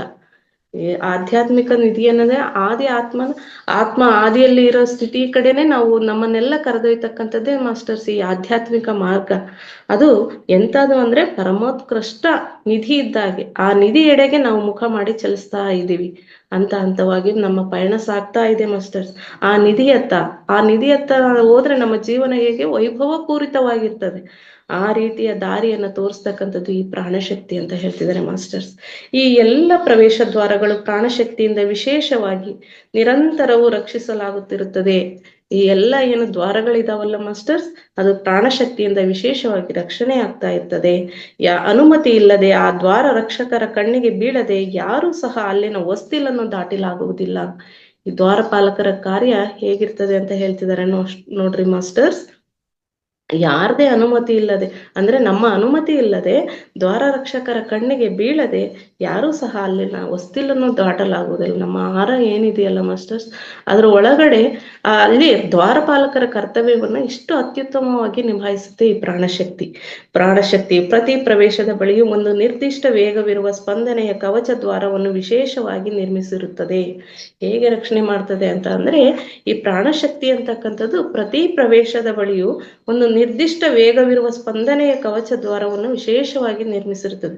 ಅಲ್ಲಿನ ಹೊಸ್ತಿಲನ್ನು ದಾಟಿ ಒಳಗೆ ಪ್ರವೇಶಿಸಬೇಕೆಂದರೆ ಆ ಮನುಷ್ಯನಿಗೆ ಕನಿಷ್ಠ ಆ ರಕ್ಷಕನ ಸ್ಪಂದನೆಯ ವೇಗಕ್ಕೆ ಸರಿಸಮಾನವಾದ ಸಹಸ್ಪಂದನೆಯ ಯೋಗವು ಇರಬೇಕು. ಅಲ್ಲಿ ನಾವು ದಿನಾಲು ಕೂಡ ಧ್ಯಾನ ಮತ್ತು ಜ್ಞಾನವನ್ನು ಪಡೀತಾ ಉತ್ತಮವಾದ ನಾವು ರಕ್ಷಾ ಕವಚವನ್ನು ಹೊಂದಿದ್ದೇ ಆದ್ರೆ ನಮ್ಮ ಸ್ಥಿತಿಗೆ ತಕ್ಕನಾದ ವ್ಯಕ್ತಿಯಿಂದ ಬರ್ತಕ್ಕಂಥ ಜ್ಞಾನವನ್ನು ಮಾತ್ರ ಸ್ವೀಕರಿಸಲಿಕ್ಕೆ ನಾವು ಸಂಸಿದ್ಧರಿರ್ತೇವೆ. ಇಲ್ಲವಾದರೆ ನಮ್ಮ ಸ್ಥಿತಿಗಿಂತ ಕೆಳಮಟ್ಟದ ಸ್ಥಿತಿಯವರು ಬಂದ್ರೆ ಅವರ ಆಲೋಚನೆಗಳಾಗ್ಲಿ ಮಾತುಗಳಾಗ್ಲಿ ಯಾವೂ ಕೂಡ ನಮ್ಮ ಒಳಗಡೆ ಪ್ರವೇಶದ ರೀತಿಯಲ್ಲಿ ಅದು ನಮಗೆ ರಕ್ಷಣೆಯನ್ನು ಒದಗಿಸುತ್ತೆ. ಆಧ್ಯಾತ್ಮಿಕ ಸಂಪತ್ತುಗಳು ಈ ವಿಧದಲ್ಲಿಯೇ ವಿಶೇಷವಾಗಿ ರಕ್ಷಿಸಲಾಗುತ್ತಿರುತ್ತದೆ. ಆಧ್ಯಾತ್ಮಿಕ ಸಂಪತ್ತುಗಳು ಏನಿದಾವಲ್ಲ ಮಾಸ್ಟರ್ಸ್, ಅವುಗಳು ಕೂಡ ಈ ರೀತಿಯಾಗಿ ವಿಶೇಷವಾದ ರಕ್ಷಣೆಯನ್ನು ನೀಡ್ತಕ್ಕಂಥದ್ದು ಪ್ರಾಣಶಕ್ತಿನೇ. ಈ ದ್ವಾರಪಾಲಕ ಸ್ಥಿತಿಯನ್ನ ಇರೋದ್ರಿಂದನೇ ವಿಶೇಷವಾದ ರಕ್ಷಣೆ ದೊರೀತಾ ಇದೆ ಅಂತ ಹೇಳ್ತಿದ್ದಾರೆ ಮಾಸ್ಟರ್ಸ್. ಅಂತ ಪ್ರವೇಶ ದ್ವಾರಗಳು ಮಾನವನಲ್ಲಿ ಮಾತ್ರವಲ್ಲದೆ ಪ್ರಪಂಚದಲ್ಲೂ ಕೂಡ, ಸೂಕ್ಷ್ಮ ಅಗ್ನಿ ಪ್ರಪಂಚಗಳಲ್ಲೂ ಕೂಡ ಸಹ ಇದೆ. ನಮ್ಮಲ್ಲಿ ಏನಿದೆಯೋ ಅದು ಕೂಡ ಹೊರಗಡೆ ಇದೆ ಅಂತ ಭಾವಿಸ್ತಿದೆಯಲ್ವಲ್ಲ ಮಾಸ್ಟರ್ಸ್, ಅದೇ ರೀತಿ ನಮ್ಮಲ್ಲೂ ಕೂಡ ಏನು ಆರ ಇದೆಯೋ ಅದೇ ರೀತಿ ಭೂಮಾತೆಗೂ ಕೂಡ ಇಡೀ ಭೂಮಿಗೂ ಕೂಡ ಒಂದು ಆರ ಇದೆ ಅಂತ ಈ ಮೊದಲೇ ತಿಳಿದಿದ್ದೀವಿ ಮಾಸ್ಟರ್ಸ್ ನಾವೆಲ್ಲರೂ ಸತ್ಯಪಯಣ ವಿಷಯದಲ್ಲಿ. ಅಲ್ಲೂ ಕೂಡ ಸೂಕ್ಷ್ಮ ಅಗ್ನಿ ಪ್ರಪಂಚದಲ್ಲಿ ಇದ್ದು ಈ ದ್ವಾರಪಾಲಕ ಸ್ಥಿತಿಯನ್ನ ಪ್ರಾಣಶಕ್ತಿ ಕಾಪಾಡ್ತಾ ಇದೆ. ಈ ಪ್ರಾಣಶಕ್ತಿ ಅಂತಕ್ಕಂಥದ್ದು ಯಾಕೆ ಅತ್ಯವಶ್ಯಕ ಅಂತಂದ್ರೆ, ಪ್ರತಿ ವ್ಯಕ್ತಿನೂ ಈ ಧ್ಯಾನ ಜ್ಞಾನವನ್ನು ಪಡೆಯೋದ್ರ ಮುಖಾಂತರ ತನ್ನ ಪ್ರಾಣಶಕ್ತಿಯನ್ನು ಪಡೆಯೋದ್ರ ಮುಖಾಂತರ ಆ ಪ್ರಾಣಶಕ್ತಿ ಇಡೀ ಭೂಮಂಡಲಕ್ಕೂ ಕೂಡ ದೊರೀತಾ ಹೋಗ್ತದೆ. ಅದರಿಂದ ಭೂಮಿಯನ್ನು ಕೂಡ ಶಕ್ತಿಯುತವಾಗ್ತದೆ, ಅತ್ಯುತ್ತಮವಾದ ಪ್ರಾಣಶಕ್ತಿಯನ್ನು ಪಡೀತದೆ ಅಂತ ಹೇಳ್ಬಿಟ್ಟು ತಮ್ಮ ಪ್ರಾಣಶಕ್ತಿ ನಿಕ್ಷೇಪದ ಪರಿಮಾಣವನ್ನು, ಗುಣಮಟ್ಟವನ್ನು, ನಿರ್ದಿಷ್ಟ ಸ್ಪಂದನೆಯ ತೀವ್ರತೆಯನ್ನು ನಿರಂತರವೂ ವಿಶೇಷವಾಗಿ ರಕ್ಷಿಸಿಕೊಳ್ಳುತ್ತಾ ಅಭಿವೃದ್ಧಿಪಡಿಸಿಕೊಳ್ಳದ ಹೊರತು ಯಾವ ವ್ಯಕ್ತಿಯು ಆ ದ್ವಾರದಿಂದ ಒಳಗಡೆ ಪ್ರವೇಶಿಸಲಾಗುವುದಿಲ್ಲ.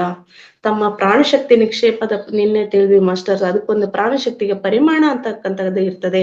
ಆ ಪರಿಮಾಣ ಅಂತಕ್ಕಂಥದ್ದು ಗುಣಮಟ್ಟವಾಗಿದ್ದಾಗ ಅದನ್ನು ನಿರ್ದಿಷ್ಟ ಸ್ಪಂದನೆಯ ತೀವ್ರತೆಯನ್ನು ನಿರಂತರವಾಗಿ ನಾವು ವಿಶೇಷವಾಗಿ ರಕ್ಷಿಸಿಕೊಳ್ತಾ ಇದ್ರೆ, ಪ್ರಾಣಶಕ್ತಿಯನ್ನು ಉಳಿಸ್ಕೊಳ್ಲಿಕ್ಕೆ ಮತ್ತೆ ಬೆಳೆಸ್ಕೊಳ್ಲಿಕ್ಕೆ ನಮ್ಮಲ್ಲಿ ಯಾವ ಲಕ್ಷಣಗಳು ಇರ್ಬೇಕು ಅನ್ನೋದನ್ನ ಬಗ್ಗೆ ಈಗಾಗಲೇ ತಿಳಿದಿದ್ದೀವಿ ಮಾಸ್ಟರ್ಸ್. ಇದನ್ನ ಅಭಿವೃದ್ಧಿ ಪಡಿಸಿಕೊಳ್ಳದ ಹೊರತು ಯಾವ ವ್ಯಕ್ತಿಯು ಆ ದ್ವಾರದಿಂದ ಒಳಗಡೆ ಪ್ರವೇಶಿಸಲಾಗುವುದಿಲ್ಲ. ನಮ್ಮಲ್ಲಿ ಉನ್ನತ ಸ್ಥಿತಿಯನ್ನು ಪಡೆದಾಗ ಉನ್ನತ ವ್ಯಕ್ತಿಗಳಿಗೆ ನಾವು ಅಟ್ರಾಕ್ಷನ್ ಆಗ್ತೀವಿ, ಆಕರ್ಷಿಸಗೊಳ್ತೀವಿ, ಉನ್ನತ ವಿಚಾರಗಳ ಬಗ್ಗೆನೇ ನಾವು ಆಗ್ತೀವಿ ಅಂತ ಬಗ್ಗೆ ಹೇಳ್ತಿದ್ದಾರೆ ಮಾಸ್ಟರ್ಸ್. ಆದುದರಿಂದಲೇ ಆ ದ್ವಾರದಿಂದ ಒಳಗೆ ಪ್ರವೇಶಿಸಬೇಕೆಂದುಕೊಳ್ಳುವವರು ಅಗ್ನಿಯಿಂದ ಪ್ರಕ್ಷಾಳನೆ ಮಾಡಿಕೊಳ್ಳುವ ಒಂದು ಪ್ರಕ್ರಿಯೆಯಿಂದ ಅರ್ಹತೆಯನ್ನು ಸಂಪಾದಿಸಿಕೊಳ್ಳುತ್ತಾರೆ. ನಾವು ಉನ್ನತ ಸ್ಥಿತಿಯನ್ನು ಸೇರ್ಬೇಕು ಅಂದ್ರೆ, ಅಥವಾ ನಮ್ಮ ಆಹಾರವನ್ನು ಉನ್ನತವಾಗಿ ಇಟ್ಕೋಬೇಕು ಅಂತ ಹೇಳಿದ್ರೆ, ಆ ಅಗ್ನಿಯಿಂದ ಪ್ರಕ್ಷಾಳನೆ ಮಾಡಿಕೊಳ್ಳುವ ಒಂದು ಪ್ರಕ್ರಿಯೆ ಅಂತ ಹೇಳಿದ್ರೆ, ನಾವು ಈಗಾಗಲೇ ತಿಳಿದಿದೀವಲ್ಲ ಮಾಸ್ಟರ್, ಪ್ರಕ್ಷಾಳನೆ ಮಾಡ್ತಕ್ಕಂಥದ್ದು ಕರ್ಮ ಪ್ರಕ್ಷಾಳನೆ. ಆ ಕರ್ಮ ಪ್ರಕ್ಷಾಳನೆ ಅಂತಕ್ಕಂಥದ್ದೇ ಅಗ್ನಿಯಲ್ಲಿ ಅದರಿಂದ ಬರ್ತಕ್ಕಂಥ ಎಲ್ಲ ನೋವು ನಲಿವುಗಳನ್ನು ಅನುಭವಿಸಿದಾಗ ಮಾತ್ರ ನಾವು ಆ ಪ್ರಕ್ಷಾಳನೆಯಿಂದ ಹೊರ ಬರ್ತೀವಿ ಅಂತ ಹೇಳ್ತಿದ್ದಾರೆ ಮಾಸ್ಟರ್ಸ್. ಒಂದು ಬೀಜವಾಗಲಿ, ಒಂದು ಮೊಟ್ಟೆಯಾಗಲಿ, ಒಂದು ಗರ್ಭಸ್ಥ ಪಿಂಡವಾಗಲಿ, ಒಂದು ಸಸಿಯಾಗಿ, ಕೋಳಿಯಾಗಿ ಅಥವಾ ಒಂದು ಶಿಶುವಾಗಿ ಜನ್ಮಿಸಬೇಕೆಂದರೆ ಅದು ಬಹಳಷ್ಟು ಪ್ರಾಣಶಕ್ತಿ ಭರಿತವಾಗಿರಬೇಕೆಂಬ ವಿಷಯವು ಬಹಳ ಹಿಂದಿನಿಂದಲೇ ಮಾನವರಿಗೆ ತಿಳಿದಿದೆ. ಪ್ರಾಣಶಕ್ತಿ ಇರದೆ ಹೋದರೆ ಯಾವ ಪ್ರಸವವೂ ನಡೆಯುವುದಿಲ್ಲ. ಒಂದು ಬೀಜ ಮೊಳಕೆ ಬರಬೇಕು ಅಂದ್ರೂ ಕೂಡ ಅದಕ್ಕೆ ಅದರದೇ ಆದಂತ ಶಕ್ತಿ ಇರಬೇಕು ಮಾಸ್ಟರ್ಸ್. ಸುಕ್ಕುಗಟ್ಟಿದ ಬೀಜ ಮೊಳಕೆ ಬರ್ಲಿಕ್ಕೆ ಸಾಧ್ಯವಿಲ್ಲ. ಅದೇ ರೀತಿ ಒಂದು ಮೊಟ್ಟೆ ಮರಿಯಾಗ್ಬೇಕು ಅಂದ್ರೂ ಕೂಡ, ಅಥವಾ ಗರ್ಭಸ್ಥ ಪಿಂಡದಿಂದ ಶಿಶು ಜನನವಾಗ್ಬೇಕು ಅಂದ್ರೂ ಕೂಡ ಆ ಗರ್ಭಸ್ಥ ಶಿಶು ಅತ್ಯುತ್ತಮವಾದ ಪ್ರಾಣಶಕ್ತಿಯನ್ನು ಹೊಂದಿದ್ರೆ ಮಾತ್ರ ಹೊರಬರ್ಲಿಕ್ಕೆ ಸಾಧ್ಯ ಅಂತ ಹೇಳ್ತಿದ್ದಾರೆ ಮಾಸ್ಟರ್ಸ್. ಪ್ರಾಣಶಕ್ತಿಯ ಸಹಕಾರ ಇಲ್ಲದೆ ಹೋದರೆ ಈ ಅನಂತ ವಿಶ್ವ ಬ್ರಹ್ಮಾಂಡದಲ್ಲಿ ಯಾವುದೂ ಕೂಡ ಸಂಭವಿಸುವುದಿಲ್ಲ. ಈ ಪ್ರಾಣಶಕ್ತಿ ಅಂತಕ್ಕಂಥದ್ದು ಎಷ್ಟು ಅತ್ಯಮೂಲ್ಯವಾದದ್ದು ಅನ್ನೋದ್ರ ಬಗ್ಗೆ ನೋಡಿ ಮಾಸ್ಟರ್ಸ್. ಈ ಅನಂತ ವಿಶ್ವ ಬ್ರಹ್ಮಾಂಡದಲ್ಲಿ ಯಾವುದು ಕೂಡ ಚಲಿಸ್ಲಿಕ್ಕೂ ಸಾಧ್ಯವಿಲ್ಲ. ಒಂದು ಕ್ಷಣನೂ ಕೂಡ ಯಾವುದೇ ಚಲನೆ ಅಂತಕ್ಕಂಥದ್ದೇ ಮುಖ್ಯವಾದದ್ದಲ್ಲ ಮಾಸ್ಟರ್ಸ್. ಯಾವುದು ಕೂಡ ಸಂಭವಿಸ್ಲಿಕ್ಕೆ ಸಾಧ್ಯನೇ ಇಲ್ಲ. ಮನುಷ್ಯರು ಬೀಜಗಳು ಬಹುಬೇಗ ಮೊಳಕೆ ಒಡೆಯಲು ನೀರಿನಲ್ಲಿ ನೆನೆಸುತ್ತಾರೆ. ಆ ಮೊಳಕೆಗಳಲ್ಲಿ ಬಹಳಷ್ಟು ಪ್ರಾಣಶಕ್ತಿ ಇರುತ್ತದೆ. ಆ ಮೊಳಕೆಗಳು ಶರೀರಕ್ಕೆ ಬಹಳ ಉಪಯೋಗಕಾರಿ. ಆ ಮೊಳಕೆಗಳನ್ನು 5 ದಿನಗಳಿಗಿಂತ ಮುಂಚಿತವಾಗಿ ತಿಂದರೆ ನಾವು ಬಹಳಷ್ಟು ಪ್ರಾಣಶಕ್ತಿಯನ್ನ ಪಡೆಯಬಹುದು. ಅದಕ್ಕೋಸ್ಕರ ಹೇಳ್ತೀವಲ್ಲ ಮಾಸ್ಟರ್ಸ್, ನಾವು ಮೊಳಕೆ ಕಾಳುಗಳನ್ನ ಹೆಚ್ಚಾಗಿ ತಿನ್ನುವುದರಿಂದ ನಮ್ಮಲ್ಲಿ ಪ್ರಾಣಶಕ್ತಿ ಯಥೇಚ್ಛವಾಗ್ತದೆ ಅಂತ ಹೇಳ್ತಿದ್ದಾನೆ ಮಾಸ್ಟರ್ಸ್. ನೀರಿನಲ್ಲಿ ನೆನೆಸಿ ಮೊಳಕೆ ಬರಿಸಿದ ಮೊಳಕೆ ಕಾಳುಗಳು ನಮ್ಮಲ್ಲಿ ಪ್ರಾಣಶಕ್ತಿಯನ್ನ ಉತ್ತಮಗೊಳಿಸೋದ್ರಿಂದ ಒಂದು ಹೊತ್ತಿನ ಊಟವಾಗಿ ಮೊಳಕೆ ಕಾಳುಗಳನ್ನೇ ಹೆಚ್ಚಾಗಿ ಬಳಸಿ ಅಂತಾನು ಕೂಡ ಹೇಳ್ತಿರ್ತಾರೆ ಮಾಸ್ಟರ್ಸ್ ವೇದಿಕೆಯಲ್ಲಿ ನಮ್ಮ ಗುರುಗಳು. ಅದನ್ನ ಮೊಳಕೆ ಬರಿಸಿದಂತ ಕಾಳುಗಳನ್ನ ಉಪಯೋಗಿಸೋದು 5 ದಿನಗಳಿಗಿಂತ ಮುಂಚಿತವಾಗಿ ಬಳಸಿ ಅಂತಾನು ಕೂಡ ಜ್ಞಾನವನ್ನ ನೀಡ್ತಾ ಇದ್ದಾರೆ ಮಾಸ್ಟರ್ಸ್. ಅಟ್ಲಾಂಟಿಯನ್ಗಳೇ ಅಲ್ಲದೆ ಈಜಿಪ್ಟಿಯನ್ಗಳು ಸಹ ಬೀಜಗಳಿಗಿರುವ ಶಕ್ತಿಯನ್ನು ಅರಿತರು. ಬೀಜಗಳಿಗೆ ಆ ಶಕ್ತಿ ಇರುವುದರಿಂದಲೇ ಅವರು ಬೀಜಗಳನ್ನು ಸಮಾಧಿಗಳಲ್ಲಿ ಭದ್ರಪಡಿಸಿಕೊಂಡರು. ಅಟ್ಲಾಂಟಿಯನ್ನರು ಮತ್ತು ಈಜಿಪ್ಟ್ನವರು ಕೂಡ ಈ ಬೀಜಗಳ ಶಕ್ತಿಯನ್ನು ಅರ್ಥ ಬಿಟ್ಟು ಅವರು ಹೆಚ್ಚು ಮೊಳಕೆ ಕಾಳುಗಳನ್ನ ಬರೆಸೋದನ್ನ ಅಭ್ಯಾಸ ಮಾಡ್ಕೊಂಡ್ರಂತೆ ಮಾಸ್ಟರ್ಸ್. ಅದಕ್ಕೋಸ್ಕರ ಬೀಜಗಳಿಗೆ ಯಥೇಚ್ಛವಾದ ಶಕ್ತಿ ಇದೆ ಅಂತ ಹೇಳ್ಬಿಟ್ಟು ಅವರು ಯಾರಾದ್ರೂ ಶವವನ್ನು ಸಮಾಧಿಯನ್ನು ಮಾಡಿದಾಗ ಅದ ಬೀಜಗಳನ್ನು ಕೂಡ ಅದರೊಂದಿಗೆ ಇರಿಸ್ತಾರೆ ಅಂತೆ ಮಾಸ್ಟರ್ಸ್. ಆದರೆ ಅವರು ಅದಕ್ಕಿಂತ ಹೆಚ್ಚಿನ ಉಪಯೋಗವನ್ನು ಪಡೆಯಬಹುದೆಂಬುದನ್ನ ಗ್ರಹಿಸಲಾಗದೆ ಮರೆತು ಹೋದರು. ಆದ್ರೆ ಆ ಮೊಳಕೆ ಕಾಳುಗಳನ್ನು ಸಮಾಧಿಗೆ ಹಾಕೋದನ್ನ ಕಲ್ತ್ರೆ ಹೊರತು ಅದನ್ನ ಜೀವಂತಿಕೆ ಇದ್ದಾಗ ಅದನ್ನ ಬಳಸಿಬಿಟ್ಟು ಅದು ಯಥೇಚ್ಛವಾದ ಪ್ರಾಣಶಕ್ತಿಯನ್ನು ಪಡೆಯಬಲ್ಲದು ಅನ್ನೋ ವಿಷಯವನ್ನ ಅವರು ಗ್ರಹಿಸ್ಲಿಲ್ಲ ಅಂತ ಹೇಳ್ತಾ ಹೋಗ್ತಿದ್ದಾರೆ ಮಾಸ್ಟರ್ಸ್. ಅದರಲ್ಲಿರುವ ಶಕ್ತಿಯಿಂದ ಅವರು ದೊಡ್ಡ ನೌಕೆಗಳನ್ನು ಯಂತ್ರಗಳನ್ನು ಕೆಲಸ ಮಾಡಿಸಿಕೊಂಡಿರಬಹುದು. ಅದರಲ್ಲಿರುವ ಶಕ್ತಿಯಿಂದ ಅವರು ದೊಡ್ಡ ನೌಕೆಗಳನ್ನು ಯಂತ್ರಗಳನ್ನು ಕೆಲಸ ಮಾಡಿಸಿಕೊಂಡಿರಬಹುದು. ಒಂದು ಸ್ಪರ್ಶವು ದೊಡ್ಡ ಕಲ್ಲುಗಳನ್ನು ದೂರಕ್ಕೆ ಚಲಿಸುವಂತೆ ಮಾಡುತ್ತಿದ್ದರೆ, ಒಂದು ಬೀಜದಲ್ಲಿ ಸಂಗ್ರಹವಾಗಿ ಅಡಗಿರುವ ಶಕ್ತಿಯು ಒಂದು ನಿರಂತರ ಒತ್ತಡವನ್ನು ತಪ್ಪದೇ ಉಂಟು ಮಾಡುತ್ತದೆ. ಕೇವಲ ಬೀಜಗಳ ಬಳಿ ಬಂದ ವ್ಯಕ್ತಿಯೂ ಸಹ ಬಹಳಷ್ಟು ಜೀವಶಕ್ತಿಯನ್ನು ಅವುಗಳಿಂದ ಪಡೆಯಬಲ್ಲನು. ಅಂದ್ರೆ ಮಾಸ್ಟರ್ಸ್, ಪ್ರಕೃತಿಯೊಂದಿಗೆ ಅನುಸಂಧಾನವಾಗಿ ಜೀವನ ನಡೆಸಬೇಕು ಅಂದಾಗ ಮಾಸ್ಟರ್ಸ್, ಪ್ರಕೃತಿಯಲ್ಲಿಂದ ಬರ್ತಕ್ಕಂಥ ಈ ಬೀಜಗಳು ಇದಾವಲ್ಲ ಮಾಸ್ಟರ್ಸ್, ಬರೀ ಬೀಜಗಳನ್ನು ಸ್ಪರ್ಶ ಮಾಡೋದ್ರಿಂದ ಅವುಗಳ ರೈತರು ಯಾಕೆ ಯಾವಾಗ್ಲೂ ಪ್ರಾಣಶಕ್ತಿ ಭರಿತರಾಗಿರ್ತಾರೆ ಅಂದ್ರೆ ಮಾಸ್ಟರ್ಸ್, ಈ ಧಾನ್ಯಗಳು ಸಸ್ಯಗಳು ಅವುಗಳೊಂದಿಗೆ ಅವರ ಜೀವನ ಇರ್ತದೆ ಮಾಸ್ಟರ್ಸ್. ಬರೀ ಬೀಜಗಳನ್ನು ಸ್ಪರ್ಶ ಮಾಡೋದ್ರಿಂದನೂ ಕೂಡ ಯಥೇಚ್ಛವಾದ ಶಕ್ತಿಯನ್ನು ಗಳಿಸ್ಬೋದಂತೆ ನೋಡಿ ಮಾಸ್ಟರ್ಸ್, ಈ ದವಸ ಧಾನ್ಯಗಳನ್ನು ಸ್ಪರ್ಶಿಸೋದ್ರಿಂದ. ಈ ವಿಚಾರವನ್ನು ಕೂಡ ತಿಳಿಸ್ತಾ ಇದ್ದಾರೆ ಮಾಸ್ಟರ್ಸ್. ನಮ್ಮ ಪ್ರಾಣಮಯ ಶರೀರಕ್ಕೆ ಅಂದ್ರೆ ಜೀವ ಅಯಸ್ಕಾಂತ ಕ್ಷೇತ್ರಕ್ಕೆ ಅಂದ್ರೆ ಕಾಂತಿ ಶರೀರಕ್ಕೆ ಎಂಡೋಸರ್ವಕೈಲ್ ಪ್ಲೀನಿಯಲ್ ಗ್ರಂಥಿಗೆ ಸಂಬಂಧವಿದೆ. ನಿನ್ನೆ ಅಷ್ಟೇ ಗುರುಗಳು ಪ್ಲೀನಿಯಲ್ ಗ್ರಂಥಿ ಬಗ್ಗೆ ವಿಷಯ ತಿಳಿಸಿದ್ರು ನೋಡ್ರಿ ಮಾಸ್ಟರ್ಸ್. ಇವೆಲ್ಲವೂ ಕೂಡ ನಮ್ಮ ಪ್ರಾಣಮಯ ಶರೀರಕ್ಕೆ ಈ ಪೀನಿಯಲ್ ಗ್ರಂಥಿಗೂ ಕೂಡ ಅಭೂತಪೂರ್ವವಾದ ಸಂಬಂಧವಿದೆ. ಆ ಪ್ರಾಣಮಯ ಶರೀರ ಆಕರ್ಷಿಸುತ್ತಿರುವ ಪ್ರಾಣಶಕ್ತಿಯನ್ನು ಪಿನಿಯಲ್ ಗ್ರಂಥಿ ಗ್ರಹಿಸಿ ಭೌತಿಕ ಶರೀರಕ್ಕೆ ಕಳಿಸುತ್ತಿರುತ್ತದೆ ಎಂದು ನಮಗೆ ತಿಳಿಸಲಾಗಿದೆ. ನಮ್ಮಲ್ಲಿ ಇರ್ತಕ್ಕಂಥ ಪ್ರಾಣಮಯ ಶರೀರ ಆಕರ್ಷಿಸುತ್ತಿರುವ, ನಾವು ಈಗೇನು ಪ್ರಾಣಶಕ್ತಿ ಬಗ್ಗೆ ಮಾತಾಡ್ತಿದೀವಲ್ಲ ಮಾಸ್ಟರ್ಸ್, ಇದು ನಮ್ಮ ಪ್ರಾಣಮಯ ಶರೀರದಲ್ಲಿ ಇರ್ತಕ್ಕಂಥ ಎಲ್ಲ ಚಕ್ರಗಳನ್ನು ಕೂಡ ಉತ್ತೇಜನಗೊಳಿಸೋದ್ರ ಜೊತೆಗೆ ಪ್ರಾಣಶಕ್ತಿಯನ್ನು ಆಕರ್ಷಿಸಿ ನಮ್ಮ ಪೀನಿಯಲ್ ಗ್ರಂಥಿಗೆ ಗ್ರಹಿಸಿ ಭೌತಿಕ ಶರೀರಕ್ಕೆ ಕಳಿಸುತ್ತೆ. ನಮಗೆ ಕಣ್ಣಿಗೆ ಕಾಣ್ತಕ್ಕಂಥ ಭೌತಿಕ ಶರೀರಕ್ಕೆ ಕಳಿಸೋದ್ರಿಂದ ನಾವು ಆರೋಗ್ಯ ಆನಂದವನ್ನ ಪಡಿತೀವಿ ಅನ್ನೋದ್ರ ಬಗ್ಗೆ ತಿಳಿಸ್ತಿದ್ದಾರೆ ಮಾಸ್ಟರ್ಸ್. ಪ್ರಾಣಶಕ್ತಿಯನ್ನು ಹೆಚ್ಚಿಸಿಕೊಂಡು ಪೀನಿಯಲ್ ಗ್ರಂಥಿ ಬರುವ ಎಷ್ಟೋ ರೋಗಗಳನ್ನು ಬಹಳಷ್ಟು ಸುಲಭವಾಗಿ ನಾವು ಗುಣಪಡಿಸಿಕೊಳ್ಳಬಹುದು. ನಮ್ಮ ಪ್ರಾಣಶಕ್ತಿಯನ್ನು ಹೆಚ್ಚಿಸಿಕೊಳ್ಳೋದ್ರಿಂದ ಈ ಪೀನಿಯಲ್ ಗ್ರಂಥಿ ಮುಖಾಂತರ ಎಷ್ಟೋ ರೋಗಗಳನ್ನ ಸುಲಭವಾಗಿ ಗುಣಪಡಿಸಿಕೊಳ್ಳಬಹುದು. ಈ ಅದ್ಭುತವಾದ ಗ್ರಂಥಿಯನ್ನು ಶಸ್ತ್ರಚಿಕಿತ್ಸೆಯಿಂದ ತೊಲಗಿಸುವುದಕ್ಕಿಂತ ಪ್ರಾಣಶಕ್ತಿಯಿಂದ ಗುಣಪಡಿಸಿಕೊಂಡು ಕಾಪಾಡಿಕೊಳ್ಳುವುದೇ ಉತ್ತಮ. ನಮಗೆ ಬಂದಿರ್ತಕ್ಕಂಥ ಈ ಅದ್ಭುತವಾದ ಗ್ರಂಥಿ, ನಿನ್ನೆನೂ ಕೂಡ ಹೇಳಿದ್ರು ಮಾಸ್ಟರ್ಸ್, ಯಾವುದೋ ಶಸ್ತ್ರಚಿಕಿತ್ಸೆ ಮಾಡೋದ್ರ ಮುಖಾಂತರ ಇದನ್ನ ಆಕ್ಟಿವೇಶನ್ ಮಾಡ್ಕೋತಾರೆ, ಬೇರೆ ಯಾವ್ಯಾವ ರೂಪದಲ್ಲಿ ಮಾಡ್ತಾರೆ, ಇದೆಲ್ಲ ಅವಶ್ಯಕತೆ ಇಲ್ಲ. ಧ್ಯಾನ ಮಾಡೋದ್ರ ಮುಖಾಂತರ ಪ್ರಾಣಶಕ್ತಿಯನ್ನ ನಮ್ಮಲ್ಲಿ ಯಥೇಚ್ಛವಾಗಿ ಪಡೆಯೋದ್ರ ಮುಖಾಂತರ ಇದನ್ನ ಕಾಪಾಡಿಕೊಳ್ಳೋದು ಉತ್ತಮ ಅಂತ ಹೇಳಿ ಗುರುಗಳು ನಿನ್ನೆ ಅಷ್ಟೇ ವಿಶೇಷವಾಗಿ ತಿಳಿಸಿದ್ದಾರೆ ಮಾಸ್ಟರ್ಸ್ ಈ ವಿಷಯವನ್ನ. ಅದೇ ಪ್ರಕಾರದಲ್ಲಿ ನಮ್ಮ ಶರೀರದಲ್ಲಿರುವ ಕರಾಳು ಗ್ರಂಥಿ, ಅಂದ್ರೆ ಕರುಳಿನ ಗ್ರಂಥಿ, ಏನು ಅಪೆಂಡಿಕ್ಸ್ ಅಂತ ಹೇಳ್ತೀವಲ್ಲ ಮಾಸ್ಟರ್ಸ್, ಆಹಾರ ಪದಾರ್ಥದಲ್ಲಿರುವ ಪ್ರಾಣಶಕ್ತಿಯನ್ನು ಗ್ರಹಿಸುತ್ತಿರುತ್ತದೆ. ನಾವು ತಿಂತಕ್ಕಂಥ ಆಹಾರದ ಬಗ್ಗೆ ಹೆಚ್ಚು ಅವಗಾಹನೆ ಇರಬೇಕು. ಯಾಕೆ ಅನ್ನೋದ್ರ ಬಗ್ಗೆ ಹೇಳ್ತಾ ಹೋಗ್ತಿದ್ದಾರೆ ಮಾಸ್ಟರ್ಸ್. ನಾವು ಸೇವಿಸ್ತಕ್ಕಂಥ ಆಹಾರ ಪದಾರ್ಥದಲ್ಲಿ ಹೆಚ್ಚು ಪ್ರಾಣಶಕ್ತಿ ಇರಬೇಕು. ಅದಕ್ಕೋಸ್ಕರ ಹಸಿ ತರಕಾರಿ ಬೇಯಿಸಿದಕ್ಕಿಂತ ಹಸಿ ತರಕಾರಿ ತಿನ್ನೋದ್ರಿಂದ ಪ್ರಾಣಶಕ್ತಿ ನಮ್ಮಲ್ಲಿ ಯಥೇಚ್ಛವಾಗಿ ದೊರೆಯುತ್ತದೆ. ಅದು ಕರಳು ಅದರ ಮುಖಾಂತರ ನಾವು ತಿಂತಕ್ಕಂಥ ಹಸಿ ತರಕಾರಿಯನ್ನು ಯಥೇಚ್ಛವಾಗಿ ಹೆಚ್ಚು ಪ್ರಾಣಶಕ್ತಿ ನಮಗೆ ದೊರೀತಾ ಹೋಗ್ತದೆ. ಜೊತೆಗೆ ಮೊಳಕೆ ಕಾಳುಗಳನ್ನು ಹೆಚ್ಚಾಗಿ ಸೇವನೆ ಮಾಡೋದ್ರಿಂದ ಯಥೇಚ್ಛವಾಗಿ ಪ್ರಾಣಶಕ್ತಿ, ಆ ಪ್ರಾಣಶಕ್ತಿಯನ್ನು ಯಾರು ಗ್ರಹಿಸ್ತದೆ, ಕರಳು ಅಂತ ಹೇಳ್ತಿದ್ದಾರೆ ಮಾಸ್ಟರ್ಸ್ ಎಂಬ ವಿಷಯವನ್ನು ತಿಳಿಸಲಾಗಿದೆ. ಆದ್ದರಿಂದ ಕರಾವಳು ಗ್ರಂಥಿ ನಮ್ಮ ಶರೀರದಲ್ಲಿನ ಒಂದು ಮುಖ್ಯವಾದ ಅಂಗ, ಪ್ರಾಣಶಕ್ತಿಯನ್ನ ಒಳಗಡೆ ಗ್ರಹಿಸ್ತಕ್ಕಂಥ ಒಂದು ಮುಖ್ಯವಾದ ಅಂಗ ಕರುಳು ಅಂತ ತಿಳಿಸ್ತಿದ್ದಾರೆ ಮಾಸ್ಟರ್ಸ್. ಶರೀರದಲ್ಲಿ ಇದು ಮಹತ್ತರವಾದ ಕೆಲಸ ಮಾಡುತ್ತಿರುತ್ತದೆ. ಈ ಕರುಳು ಅಂತಕ್ಕಂಥದ್ದು ಪ್ರಾಣಶಕ್ತಿಯನ್ನು ಗ್ರಹಿಸಿ ಎಲ್ಲದೂ ಪ್ರಸಾರ ಮಾಡೋದ್ರಿಂದ ಇದು ಅತ್ಯುತ್ತಮವಾದ ಕೆಲಸವನ್ನ ಮಾಡ್ತಾ ಇರ್ತಕ್ಕಂಥ ಅಂಗ ಆಗಿದೆ. ಈ ಗ್ರಂಥಿಯನ್ನು ಸಾಧ್ಯವಾದಷ್ಟು ಜಾಗರೂಕತೆಯಿಂದ ನಾವು ಕಾಪಾಡಿಕೊಳ್ಳಬೇಕು. ಅದಕ್ಕೋಸ್ಕರ ಈ ಕರುಳು ಗ್ರಂಥಿಯನ್ನ ನಾವು ಜಾಗರೂಕತೆಯಿಂದ ಕಾಪಾಡಿಕೊಳ್ಳಬೇಕು. ಯಾಕಂದ್ರೆ ಪ್ರಾಣಶಕ್ತಿ ನಮ್ಮ ಸೇವಿಸ್ತಕ್ಕಂಥ ಆಹಾರದಿಂದ ಬರ್ತಕ್ಕಂಥ ಪ್ರಾಣಶಕ್ತಿಯನ್ನ ಅದು ಗ್ರಹಿಸೋದ್ರಿಂದ ಪ್ರಾಣಶಕ್ತಿಯನ್ನ ಅಭಿವೃದ್ಧಿಪಡಿಸಿಕೊಂಡು ಆ ಗ್ರಂಥಿಯನ್ನು ನಾವು ಸರಿಪಡಿಸಿಕೊಳ್ಳಬೇಕು. ಸಾಧ್ಯವಾದಷ್ಟು ವಿಶೇಷವಾಗಿ ಹಸಿ ತರಕಾರಿ, ಮೊಳಕೆ ಕಾಳುಗಳನ್ನು ಬಳಸೋದ್ರ ಮುಖಾಂತರ ಹಾಗೂ ವಿಶೇಷವಾದ ತರಕಾರಿಗಳನ್ನೇ ಹೆಚ್ಚಾಗಿ ಬಳಸೋದ್ರಿಂದ ನಾವು ಪ್ರಾಣಶಕ್ತಿಯನ್ನು ಅಧಿಕವಾಗಿ ಪಡಿತೇವೆ. ಅದಕ್ಕೋಸ್ಕರ ಆ ಗ್ರಂಥಿಯನ್ನ ನಾವು ಸರಿಪಡಿಸಿಕೊಳ್ಳಬೇಕು. ಪ್ರಾಣಶಕ್ತಿ ಅಧಿಕವಾಗಿರುವ ಆಹಾರಗಳನ್ನು, ಹಸಿ ತರಕಾರಿಗಳನ್ನು, ಪುದೀನ, ಕೊತ್ತಂಬರಿ, ಸಬ್ಬಾಕ್ಷಿ ಇಂತಹ ಗಿಡಮೂಲಿಕೆಗಳ ರಸಗಳನ್ನು, ಜ್ಯೂಸ್ಗಳ ಬಗ್ಗೆ ಇದುವರೆಗೂ ಕೂಡ ತಿಳಿದಿದ್ದೀವಿ ಮಾಸ್ಟರ್ಸ್. ಪ್ರತಿದಿನ ಬೆಳಗ್ಗೆ ಒಂದಲ್ಲ ಒಂದು ಸೊಪ್ಪು ಅಥವಾ ತರಕಾರಿ, ಹಣ್ಣುಗಳ ರಸಗಳನ್ನ ಕುಡಿಯಿರಿ. ಜ್ಯೂಸನ್ನ ಕುಡಿಯೋದ್ರ ಮುಖಾಂತರ ನಮ್ಮ ಪ್ರಾಣಶಕ್ತಿ ಯಥೇಚ್ಛವಾಗ್ತದೆ ಅನ್ನೋ ಉದ್ದೇಶದಿಂದ ಇವುಗಳ ರಸಗಳಿಂದ ತಯಾರಿಸಲಾದ ಟೀಗಳನ್ನು ಕೂಡ ಸೇವಿಸುತ್ತಿರಬೇಕು. ಇವುಗಳಿಂದ ತಯಾರು ಮಾಡಿರ್ತಕ್ಕಂಥ ಜ್ಯೂಸ್ ಅಥವಾ ಟೀಯನ್ನು ಕೂಡ ಸೇವಿಸಬಹುದು ಅಂತ ಹೇಳಿದ್ದಾರೆ ಮಾಸ್ಟರ್ಸ್. ಕರುಳುವಾಳ ಗ್ರಂಥಿಯನ್ನು ಶಸ್ತ್ರಚಿಕಿತ್ಸೆಯಿಂದ ತೊಲಗಿಸಿದರೆ ಪ್ರಾಣಶಕ್ತಿಯನ್ನು ಸಹಜವಾಗಿ ಸ್ವೀಕರಿಸುವ ಶಕ್ತಿಯನ್ನು ಶರೀರವು ಕಳೆದುಕೊಳ್ಳುತ್ತದೆ. ಏನು ಅಪೆಂಡಿಕ್ಸ್ ಅಂತಕ್ಕಂಥ ಆಪರೇಷನ್ ಈ ತರ ಮಾಡೋದ್ರಿಂದ ಏನಾಗ್ತದೆ ಅಂತ ಹೇಳಿದ್ರೆ ಪ್ರಾಣಶಕ್ತಿಯನ್ನು ಗ್ರಹಿಸ್ತಕ್ಕಂಥ ಶಕ್ತಿ ಕಳ್ಕೊಳ್ತೀವಿ ಅಂತ ಹೇಳ್ತಿದ್ದಾರೆ ಮಾಸ್ಟರ್ಸ್. ಗತ್ಯಂತರವಿಲ್ಲದ ಒಂದ್ಸರಿ ಅನಿವಾರ್ಯವಾಗ್ತದೆ.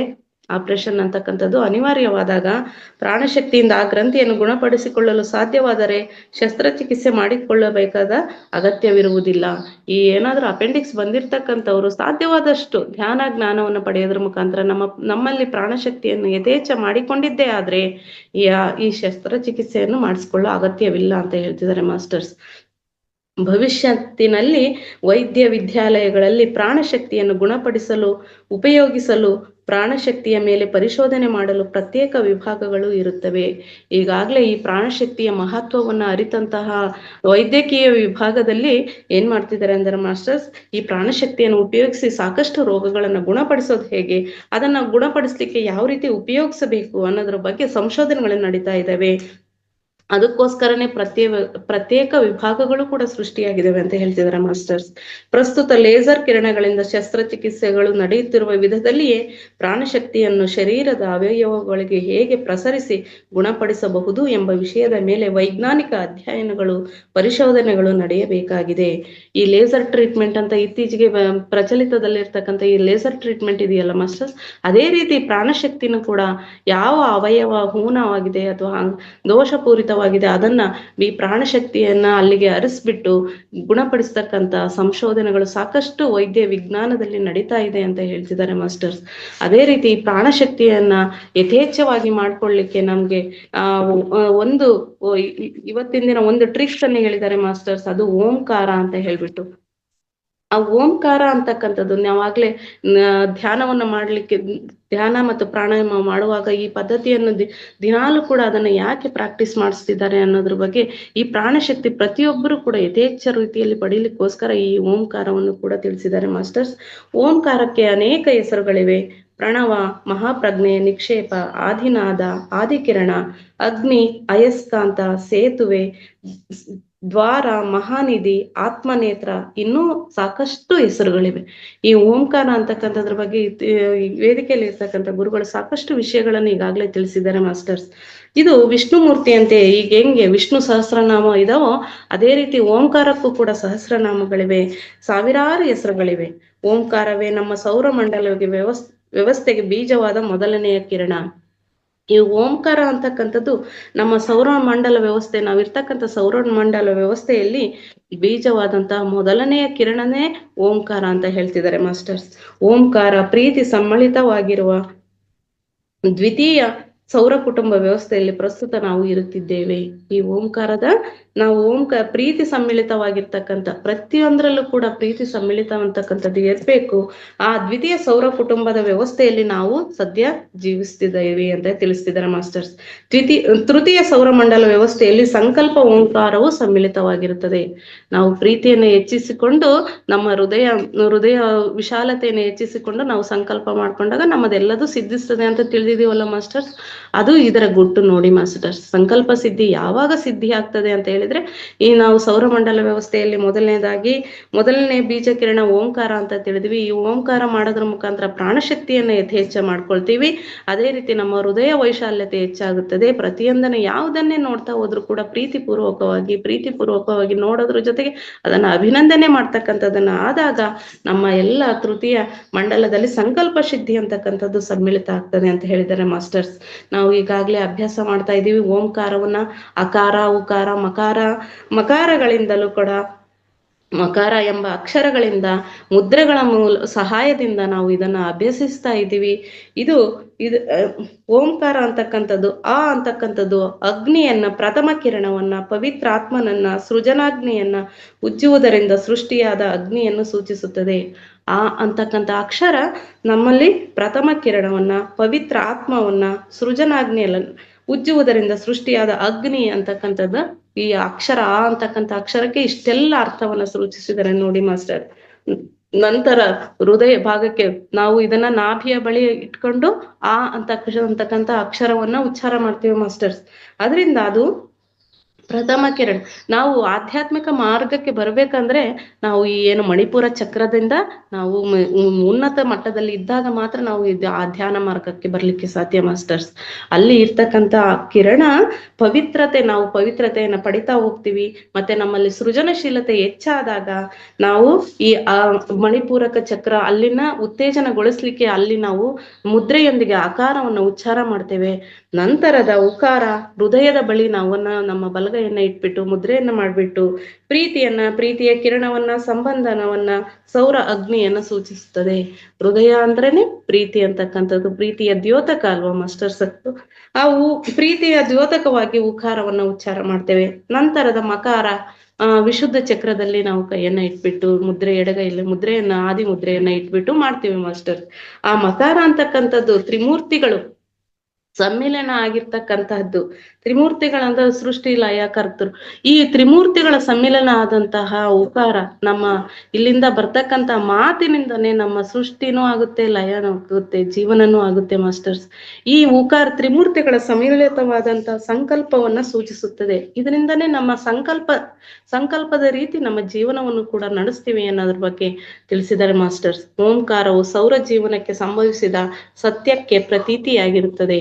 ಈ ಓಂಕಾರ ಅಂತಕ್ಕಂಥದ್ದು ಸೌರ ಜೀವನಕ್ಕೆ ಈಗಾಗ್ಲೇ ನಾವು ಶ್ವಾಸ ವಿಜ್ಞಾನದಲ್ಲಿ ತಿಳಿದಿದ್ದೀವಿ ಮಾಸ್ಟರ್ಸ್. ಆಗ್ಲೇ ಈ ಸೌರ ಚಂದ್ರನಾಡಿ ಮತ್ತೆ ಸೂರ್ಯನಾಡಿ ಬಗ್ಗೆ ಈ ಸೌರ ಜೀವನಕ್ಕೆ ಸಂಭವಿಸಿದ ಸತ್ಯಕ್ಕೆ ಪ್ರತೀಕವಾಗಿರ್ತದೆ. ಯಾವಾಗ್ಲೂ ಕೂಡ ಸತ್ಯಕ್ಕೆ ಪ್ರತೀಕವಾಗಿರ್ತದೆ ಅಂತ ತಿಳಿದಿದ್ದೀವಿ ಮಾಸ್ಟರ್ಸ್. ಓಂಕಾರವನ್ನು ಸರಿಯಾಗಿ ಉಚ್ಚಾರಿಸಿದ್ದೇ ಆದರೆ ಮನುಷ್ಯನು ಸ್ವತಃ ತಾವೇ ತಮ್ಮ ಆತ್ಮದೊಂದಿಗೆ ಸಂಯೋಗವನ್ನು ಪಡೆಯಬಹುದು. ನಾವು ಓಂಕಾರವನ್ನ ಏನು ಈಗ ತಿಳಿದಿದೀವಲ್ಲ ಮಾಸ್ಟರ್, ಆಕಾರ, ಉಕಾರ, ಮಕಾರದ ಮುಖಾಂತರ ಓಂಕಾರ ಸೃಷ್ಟಿ ಆಗ್ತು ಅಂತ ಹೇಳ್ಬಿಟ್ಟು ಆ ಓಂಕಾರವನ್ನು ಸರಿಯಾದ ರೀತಿಯಲ್ಲಿ ಉಚ್ಚರಿಸಿದ್ದೇ ಆದ್ರೆ ನಮ್ಮ ಆತ್ಮದೊಂದಿಗೆ ಸಂಯೋಗವನ್ನು ಪಡೆಯಲಿಕ್ಕೆ ಸಾಧ್ಯತೆ ಇದೆ. ಸರಿಯಾದ ಓಂಕಾರ ಉಚ್ಚಾರಣೆಯಿಂದ ಮಾನವನು ಭೌತಿಕ ಆಯಾಮದಲ್ಲಿಯೇ ಅಲ್ಲದೆ, ನಾವು ಭೌತಿಕ ಜೀವನದಲ್ಲಿ ಅಷ್ಟೇ ಅಲ್ಲದೆ ಮಾನಸಿಕವಾಗಿ ಅನುಭೂತಿಕ ಆಯಾಮಗಳಲ್ಲೂ ಸಹ ಪ್ರಾಣಶಕ್ತಿಯೊಂದಿಗೆ ಸಂಯೋಜನೆಯನ್ನು ಸಾಧಿಸಬಹುದು. ಬರೀ ಭೌತಿಕ ಆಯಾಮಗಳಲ್ಲಿ ಅಷ್ಟೇ ಅಲ್ಲ, ಮಾನಸಿಕ ಆಯಾಮ, ಅನುಭೂತಿಕ ಆಯಾಮಗಳಲ್ಲೂ ಕೂಡ ಪ್ರಾಣಶಕ್ತಿಯೊಂದಿಗೆ ಸಂಯೋಜನೆಯನ್ನು ಪಡಿಬೇಕು ಅಂದ್ರೆ ಈ ಓಂಕಾರ ಅಂತಕ್ಕಂಥದ್ದು ಸಹಕಾರಿ ಅಂತ ಹೇಳ್ತಿದ್ದಾರೆ ಮಾಸ್ಟರ್ಸ್. ಓಂಕಾರ ಉಚ್ಚಾರಣೆಯು ಪ್ರಾಣಮಯ ಶರೀರವನ್ನು ದಾಟಿ ಮನುಷ್ಯರು ವಾಸಿಸುವ ಪ್ರಾಂತದಲ್ಲಿರುವ ಪ್ರಾಣಶಕ್ತಿ ಹರಿವುಗಳನ್ನು ಸಹ ಶ್ರುತಿ ಮಾಡಬಲ್ಲದು. ನಾವು ಪ್ರಾಣಶಕ್ತಿ ಅಂತಕ್ಕಂಥದ್ದು ಪಡೆದು ಪ್ರಾಣಮಯ ಕೋಶವನ್ನು ಶುದ್ಧಿ ಮಾಡ್ಕೊಂಡು ನಂತರದ ನಾವು ತಿಳಿದಿದೀವಿ ಮಾಸ್ಟರ್ಸ್, ಈಗಾಗ್ಲೇ ಸಪ್ತ ಕೋಶಗಳಿವೆ ಅಂತ ಹೇಳ್ಬಿಟ್ಟು ಹೀಗೆ ದಾಟ್ತಾ ಹೋದಾಗಲ್ವಾ ಮಾಸ್ಟರ್ಸ್ ನಾವು ಮುಕ್ತಿ ಮಾರ್ಗ, ಮೋಕ್ಷ ಮಾರ್ಗದೆಡೆಗೆ ಸಾಗ್ತಕ್ಕಂಥದ್ದು. ಈ ಪ್ರಾಣಮಯ ಕೋಶದ ನಂತರದ ಕೋಶಗಳಲ್ಲೂ ಕೂಡ ನಮಗೆ ಬೆಸಿಲಿಕ್ಕೆ ಪ್ರಾಣಶಕ್ತಿ ಉನ್ನತ ಶ್ರುತಿಗೊಳಿಸ್ತದೆ ಈ ಓಂಕಾರ ಅಂತಕ್ಕಂಥದ್ದು ಹೇಳ್ತಿದ್ದಾರೆ ಮಾಸ್ಟರ್ಸ್.